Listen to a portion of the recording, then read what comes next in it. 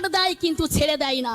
প্রত্যেকটা ধর্মে একতা, ঐকতা, ভালোবাসা, মিলন বন্ধনের কথা লেখা আছে। নারায়ে তাকবীর, নারায়ে তাকবীর, নারায়ে তাকবীর।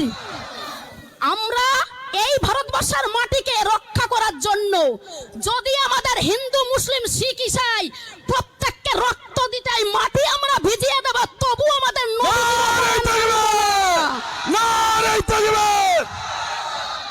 তবু আমাদের নবীজির অপমান মানব না। কারণ আমাদের বিশ্ব নবী হযরত মুহাম্মদ জি হচ্ছেন একজন শান্তির দূত, যিনি বলেছেন তোমার বাড়ির পাশে যদি কেউ যদি অনাহারে দিন কাটে, যদি তারা দুঃখে দারিদ্রতে থাকে, যদি তারা কষ্টে থাকে, তাদেরকে তোমার থেকে একটু খাবার তাদেরকে দাও।